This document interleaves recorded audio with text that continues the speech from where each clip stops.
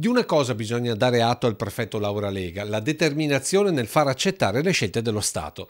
Del resto, come rappresentante di Roma nella Marca e soprattutto dopo i precedenti, in più occasioni non aveva mai nascosto che oltre alla determinazione, se occorreva, ci sarebbe stata anche l'autorità per raggiungere gli obiettivi.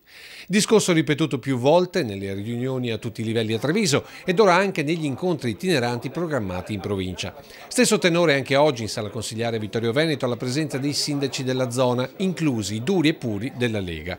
Oltre 2 ore di confronto, a tratti anche serrato, non tanto sul tema sicurezza, dove sono giunti dati rassicuranti dalle forze dell'ordine, quanto sul versante migranti, con tanto di tentativo di appello a fine riunione da parte dei sindaci leghisti di Cordignano e Tarso, che comunque alla fine pare abbiano capito che sull'accoglienza diffusa sarà davvero difficile sottrarsi. Tutti facciamo parte dello Stato, quando lo Stato è chiamato a delle responsabilità sicuramente ogni organo di governo, e in questo caso il sindaco, oltre a essere un eletto dai cittadini e anche fa parte anche di un organo di governo, è chiamato alle proprie responsabilità. Chi è sicuramente uscito più leggero dalla riunione è il sindaco di Vittorio Veneto, che proprio in base al principio della distribuzione potrebbe presto alleggerirsi di gran parte dei 130 profughi presenti in città. Il comune è accogliente, si è dimostrato accogliente, adesso mi aspetto che anche gli altri comuni si dimostrino tali. Sindaco che difende il progetto di impiego profughi in lavori utili per la collettività,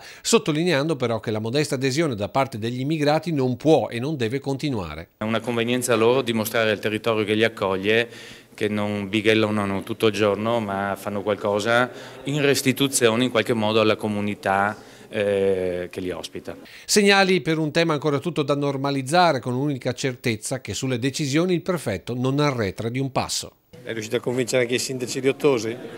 Quelli vanno convinti tutti. Con le buone o con le cattive? No, mai con le cattive, sempre in maniera collaborativa.